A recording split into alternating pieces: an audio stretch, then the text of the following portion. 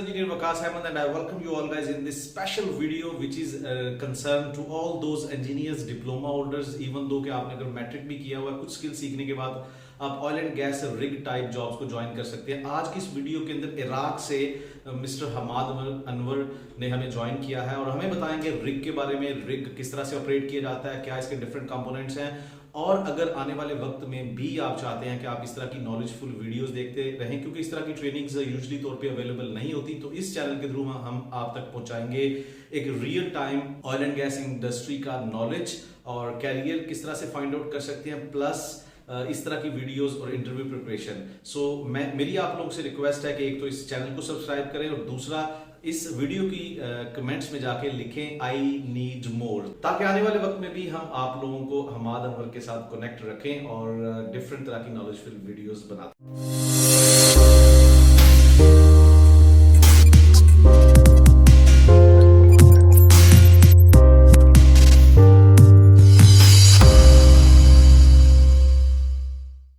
अस्सलाम वालेकुम and good morning engineers. उम्मीद करता हूँ आप सब खैर खैरियत से होंगे कि this is Hamad Anwar, GWDC well test field engineer. और हम इस टाइम पे एक रिग पे मौजूद हैं। ये एक वर्क ओवर रिग है और इस रिग पे इस टाइम पे clean up operation carried out हो रहा है फ्रॉम वेल सर्विस डिपार्टमेंट और वेल टेस्टिंग टीम की तरफ से। और इसके साथ इस पे कॉइल ट्यूबिंग टीम भी जॉब कर रही है जो कि एसिडाइजिंग की है और वेल की परमेबिलिटी को बेहतर बनाने के लिए। इसके बाद अब इसके ऊपर नाइट्रोजन लिफ्टिंग ऑपरेशन हो रहा है। ये आप मेरे पीछे देख सकते हैं, कॉइल ट्यूबिंग सेटअप लगा हुआ है। कॉइल ट्यूबिंग इस टाइम 1000 मीटर डेप्थ पर है और 1000 मीटर से नाइट्रोजन लिफ्टअप कंटिन्यू हुआ है इस वेल के ऊपर। मैं आपको थोड़ा सा बता दूँ रिग्स के बारे में कि there is 2 types of rigs, drilling rig and work over rig. दोनों के बीच में डिफरेंस क्या होता है? बेसिकली जब सेस्मिक सर्वे कंडक्ट होते हैं और ऑयल एंड गैस के रिजर्वायर्स की जिस टाइम के ऊपर निशानदेही मुकम्मल हो जाती है कि इस जगह पे रिजर्वायर मौजूद है, तो उसके बाद उस जगह पे ड्रिलिंग रिग को मोबिलाइज किया जाता है।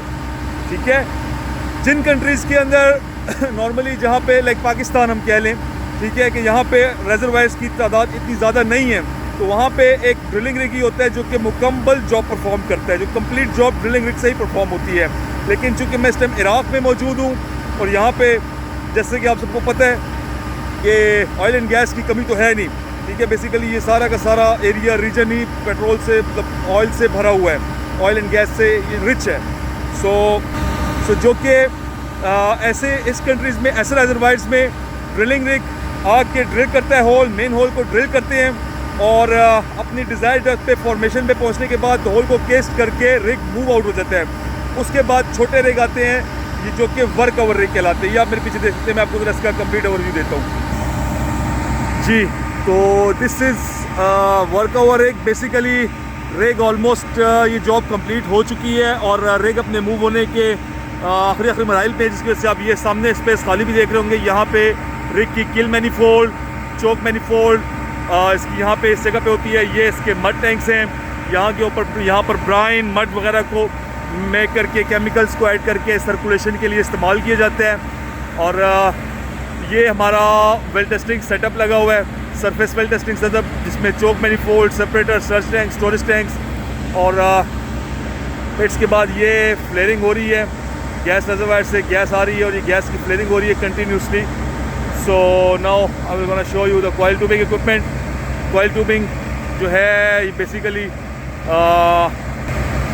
बेसिकली मल्टीपर्पज़ जॉब के लिए इस्तेमाल होती है, जिसके अंदर artificial lift up, well clean out, any kind of stimulation job, जैसे भी स्टिमुलेशन रिजर्वायर की परमेबिलिटी को बेहतर बनाने के लिए जो की जाती है वो कॉइल के थ्रू की जाती है। ये कॉइल वेल के अंदर जाती है, इंजेक्टर मुँह लगा हुआ है, इंजेक्टर के नीचे BOP है और BOP is the blow out preventer. और ये कॉइल पूरी इसके अंदर रन हो के इसके अंदर से मल्टी काइंड ऑफ केमिकल्स और स्टिमुलेशन केमिकल्स को वेल बोर के अंदर पंप किया जाता है ताकि इसकी परमेबिलिटी को बेहतर बनाया जा सके। Permeability means ability to flow. चलिए हम यहाँ पे ज़रा मड टैंक्स के ऊपर चलते हैं। मड टैंक्स के ऊपर देखते हैं कि इनके अंदर ऊपर कौन सा इक्विपमेंट लगा होता है। इस वीडियो में मैं आपको शॉर्ट सा ब्रीफ इंट्रोडक्शन दूँगा, क्योंकि जो चीज़ें और जो जॉब हो रही है इस टाइम पे कंडक्ट कैरिड आउट हो रही है उसके हवाले से। जैसे कि मैंने बताया कि रिग मूव आउट होने के ऊपर है, तो यहाँ पे एक पुअर बाय डी-गैसर यहाँ पर रिग्ड अप होता है, जो कि इस टाइम पे रिग डाउन कर लिया गया है। This is the poor boy degasser, इसकी असम्बली है ये। This is the flange for that one. Okay, so ये shale shaker basically shale shaker कहलाता है कि वेल के अंदर से जब बीओपी के अंदर इस तरफ से जहाँ पे मेरी उंगली है, यहाँ पे भी एक एक्स-ट्री लगा हुआ है, इसके ऊपर कपड़ा डाला हुआ है, कवर किया कि ऑयल वगैरह इसके ऊपर गिरता तो एक्स ख़राब होता है। यहाँ से लाइन आती है, इसकी लाइन आके टैंक में आती है कि जैसे ही जब वेल के अंदर कुछ सर्कुलेशन के लिए जब फ्लूइड्स पंप किए जाते हैं, तो उनमें से बीच में से कटिंग्स वगैरह वापस आती हैं। तो कटिंग्स आती हैं शेल शेकर के अंदर, शेल शेकर के अंदर यहाँ से एंटर होती है, इसको शेकिंग करके कटिंग्स को ये अप साइड पे करता है, और जो लिक्विड आता है वो इन मड टैंक्स के अंदर जाता है। मड टैंक्स के अंदर ये मोटरें लगी हुई हैं, ये पंप लगे हुए हैं, ये इसको सर्कुलेट करते हैं मिक्सिंग के लिए। जैसा कि आप ये देख रहे हैं, मड मोटर्स लगी हुई हैं, और शेल शेकर के ऊपर ये पंप हैं, इसको शेकिंग करके कटिंग्स को सेपरेट करने के काम आते हैं। ये इसके अंदर मड है, जो कि मड सर्कुलेट हो रही है, आपको नज़र आ रही होगी, पंप चल रहे हैं। ये किल मड और पंपिंग मड इसके अंदर प्रिपेयर कर रही है कि जॉब कंप्लीट होने के बाद वेल को किल करना है, और किल करने के लिए इसके अंदर हाई प्रेशर पंपिंग की जाएगी। किल करने का बेसिकली प्रोसीजर ये है कि जो हाइड्रोस्टैटिक प्रेशर होता है उसको हमने फॉर्मेशन प्रेशर से ज़्यादा करना होता है, तो उस हिसाब से इसके अंदर ब्राइन को मिक्स करके इसकी स्पेसिफिक ग्रेविटी को, डेंसिटी को इसकी बढ़ाया जाता है, और इसकी डेंसिटी बढ़ाने के बाद इसका जो अकॉर्डिंग टू द डेप्थ, यानी कि अगर 2000 डेप्थ है तो उसकी स्पेसिफिक ग्रेविटी को इतना रखा जाएगा कि इसका हाइड्रोस्टैटिक प्रेशर फॉर्मेशन प्रेशर से ज़्यादा हो जाए। Meanwhile same process is going on here. Mud circulation carried out हो रही है आपके सामने, pumps in a working condition. ये सर्कुलेशन पंप है, बेसिकली मड पंप नहीं है, ये सर्कुलेशन पंप है, ये जस्ट सर्कुलेशन के काम आते हैं। जस्ट इसके अंदर अभी ब्राइन को मिक्स करके सर्कुलेट किया जा रहा है।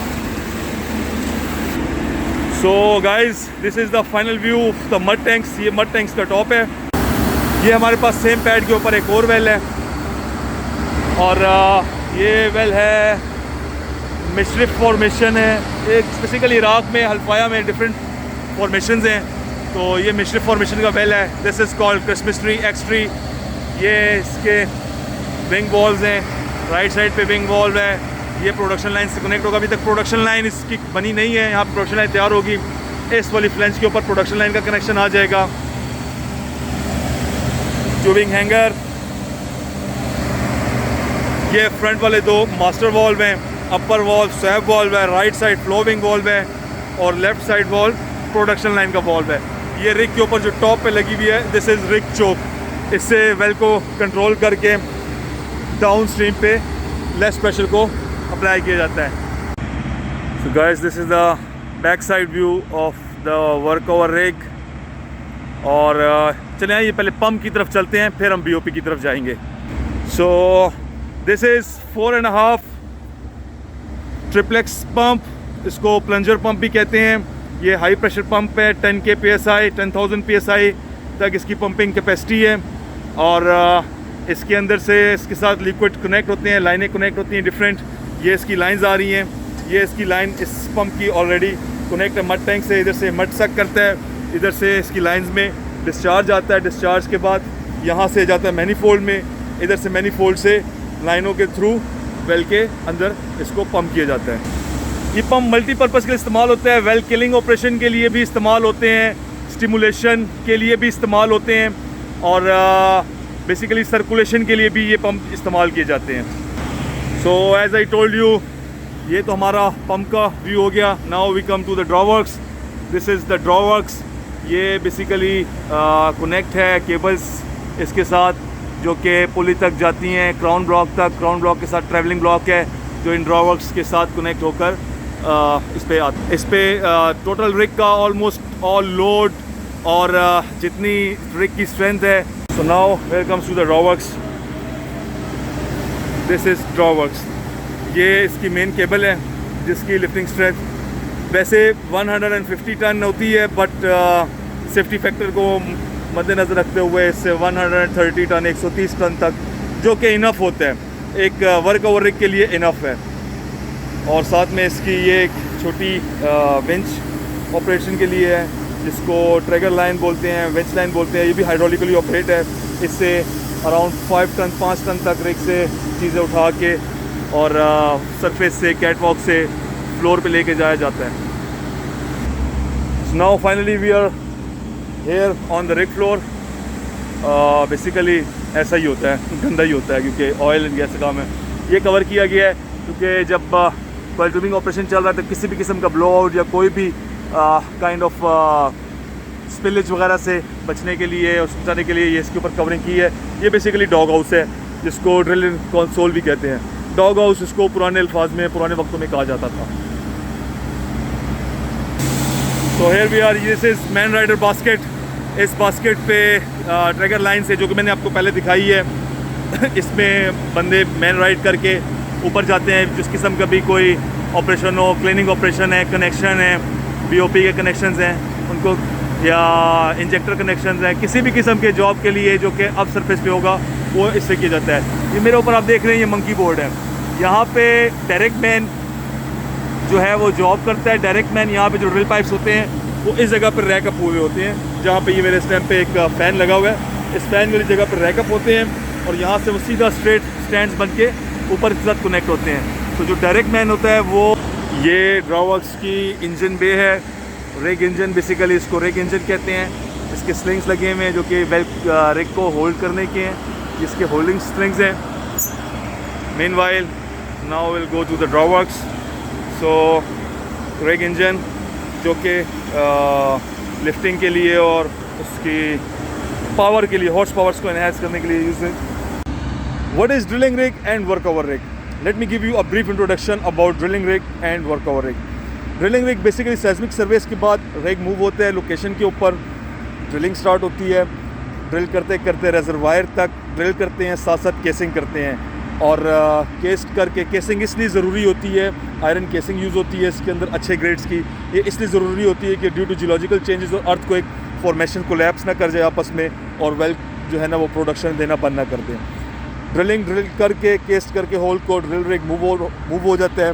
मूव होने से पहले ये अपर कंप्लीशन, इसके ऊपर केसिंग हेड स्पूल और क्रिसमस ट्री इसके ऊपर लगा के रिग मूव हो जाता है। फिर आते हैं ये स्मॉल साइज़ के वर्कओवर रिग। वर्कओवर रिग जब मूव होता है, ये आके क्रिसमस ट्री को रिमूव करते हैं, उसके बाद अपनी बीओपी इंस्टॉल करते हैं और उसके बाद 2 रन जाते हैं टीडी तक to clean the hole. Scraper run इसको कहते हैं। स्क्रैपर रन करके चेक करके जब होल आपका क्लियर है टोटल, उसके बाद इसके अंदर परफोरेशन होती है।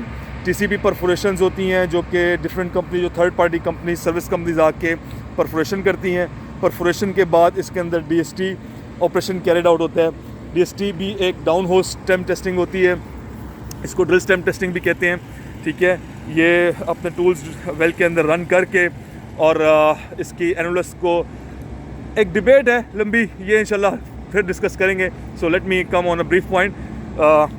डीएसटी ऑपरेशन कैरिड आउट होता है और साथ ही टेस्टिंग ऑपरेशन कैरिड आउट होता है। वेल की परमेबिलिटी चेक की जाती है आफ्टर परफोरेशन के, वेल फ्लो कर रहा है या नहीं कर रहा। अगर नहीं फ्लो कर रहा तो इसके अंदर इट्स मीन कि there is some scale, some emulsion, some screen against the perforations. तो उसके लिए फिर एसिडाइजिंग ऑपरेशन होता है और नाइट्रोजन लिफ्टिंग होती है, जो कि अभी इस टाइम पे इस वेल के ऊपर कैरिड आउट हो रही है। So engineers, as I told you कि इस टाइम पे जो ऑपरेशन कैरिड आउट हो रहा है, मैं आपको जस्ट उसके हवाले से गाइड करूँगा डिटेल इंशाल्लाह। जैसे जैसे हम डिफरेंट जॉब्स पे जाते जाएंगे, डिफरेंट रिग्स पे जाते जाएंगे और जो ऑपरेशन कैरिड आउट होते जाएंगे, मैं आपको साथ साथ उसकी जो है ना वीडियोज़ बना के उसकी डिटेल्स शेयर करता रहूँगा। मीनवाइल जो चीज़ हमें नज़र आती है मैं उसके बारे में कोशिश करूँगा कि मैं आपको बेहतर से बेहतर गाइड कर सकूँ और उसके बारे में जितना मुझे नॉलेज है मैं बता सकूँ। No one is perfect, even I am not perfect, nobody is perfect, we all are on the learning stage, so we are in keep learning. चले आए थोड़ा सा ज़रा सा नज़ारा भी देख इस साइड का।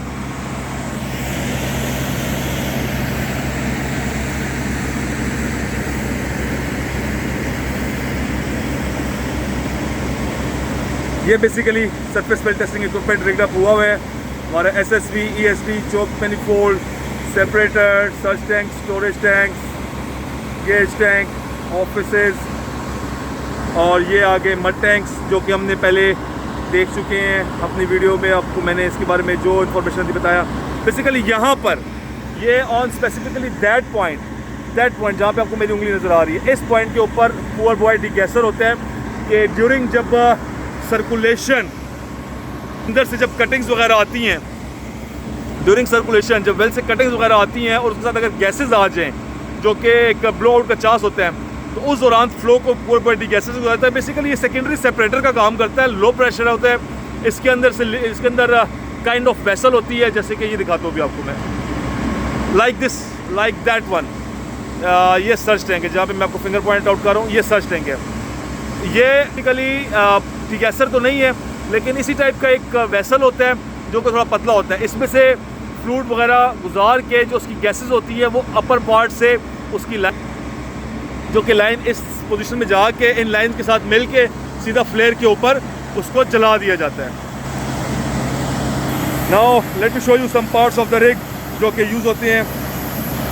तो रोटरी टेबल की तरफ, ये बेसिकली रोटरी टेबल है। वर्क आवर रिग में और ड्रिलिंग रिग में डिफरेंट होता है।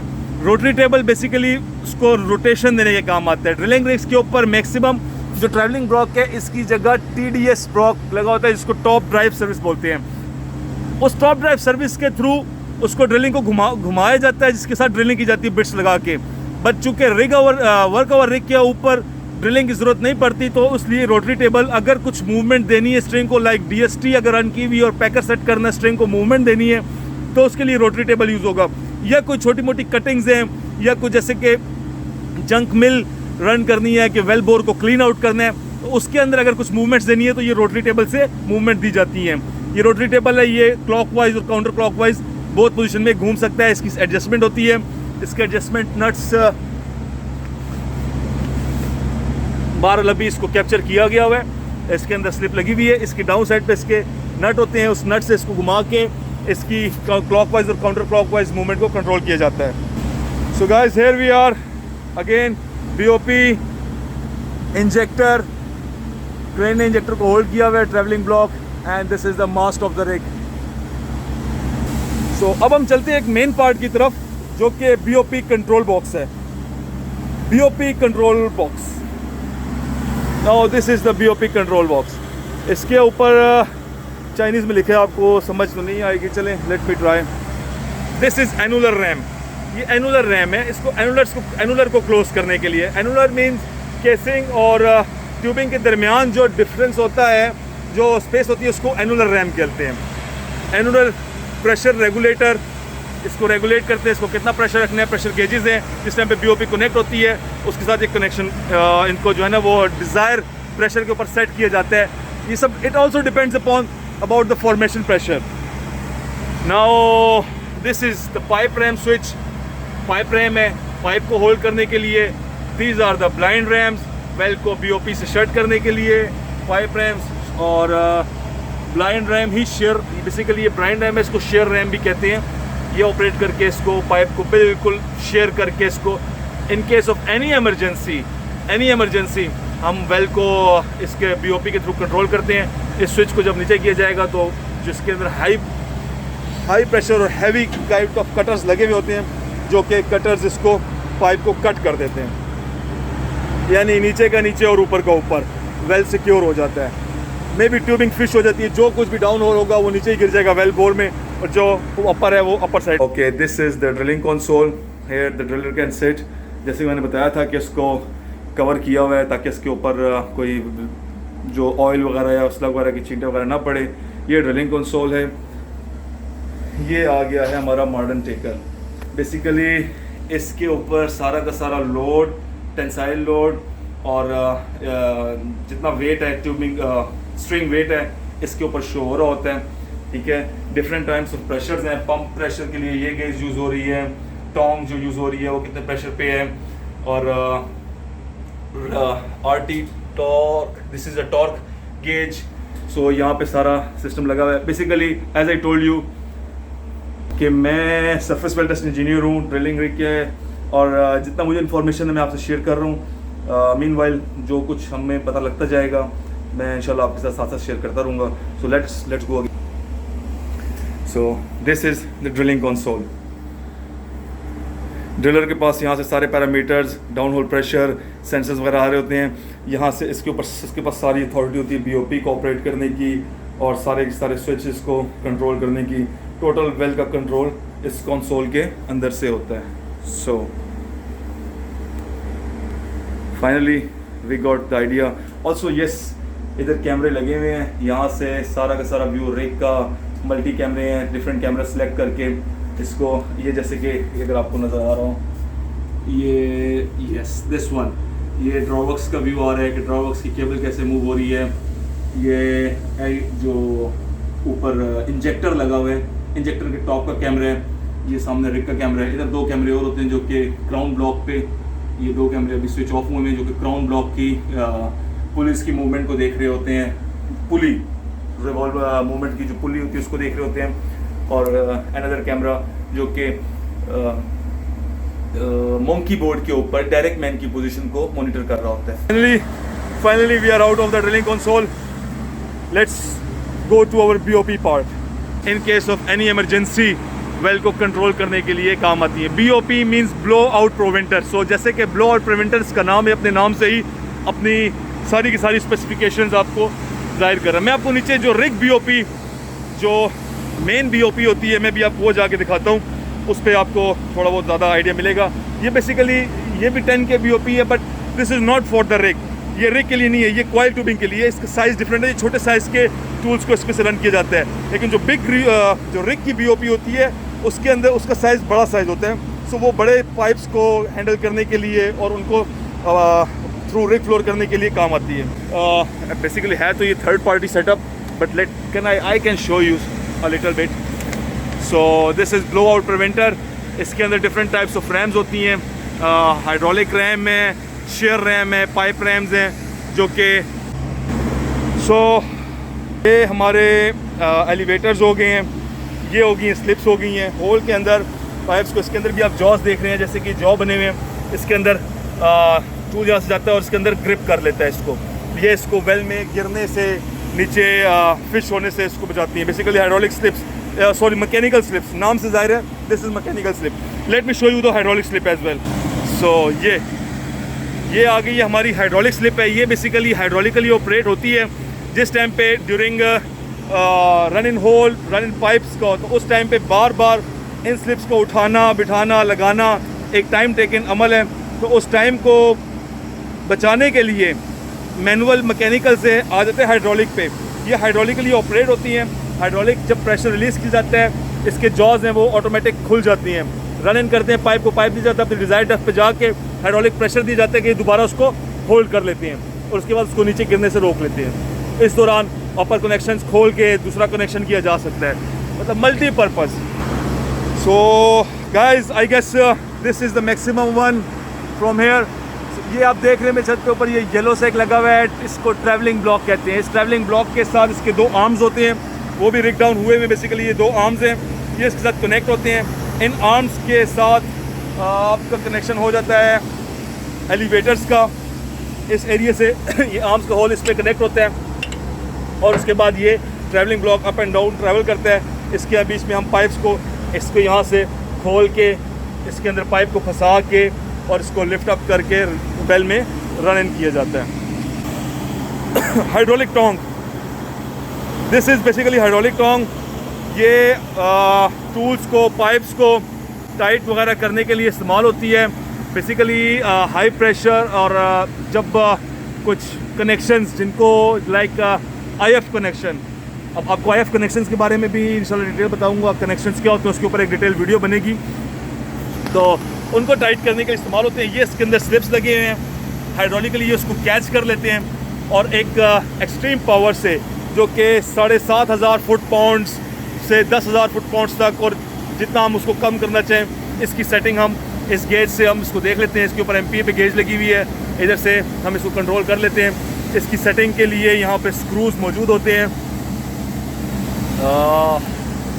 Here is the screw, this screw for the, ये स्क्रू इसकी कनेक्शन के लिए, बेसिकली राइट और लेफ्ट मूवमेंट के लिए इसको क्लॉकवाइज घुमाना है, एंटी क्लॉकवाइज घुमाना है। And here are this adjustment screws, ये इसके एडजस्टमेंट स्क्रू हैं कि इसके प्रेशर को, डिज़ाइन को सेट करने के लिए। So now we'll go for the elevators. All right.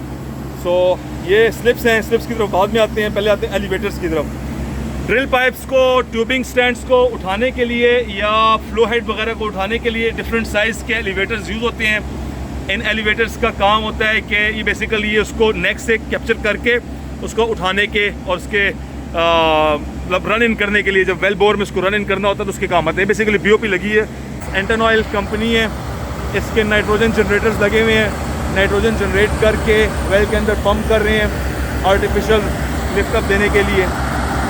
So well को फ़िलहाल आर्टिफिशियल लिफ्ट किया जा रहा है, वेल का अपना पोटेंशियल नहीं है। क्लीनअप प्रोसेस के अंदर बाज़ औक़ात सैंड, स्लग वगैरह मौजूद होते हैं वेल में, जो कि इसकी परमेबिलिटी को कमज़ोर बना देता है। परमेबिलिटी जैसे मैंने आपको पहले बताया, एबिलिटी टू फ्लो, तो ये उसको स्लग्स को प्रेशर के थ्रू क्लीन आउट करते हैं। एसिड ऑपरेशन इसके अंदर ऑलरेडी हुआ है। एसिडाइजिंग के बाद ये अब इसको नाइट्रोजन से वो स्लग को और वो जो इमल्शन वगैरह जो फॉर्मेशन की जो स्किन के गिर जमा हुआ है, इसको स्किन फैक्टर भी कहते हैं, ये उसको उसमें डेब्रिस वगैरह ने, इमल्शन ने इसको रोक के रखा हुआ है। तो वो फॉर्मेशन के जो पोर्स हैं वो क्लियर होंगे, पोरिसिटी बेहतर होगी, तो वेल की जो परमेबिलिटी है वो बेहतर होगी और वेल अच्छा फ्लो करेगा। तो once again coil tubing unit, line, generator line, nitrogen line, these are 2 nitrogen generators.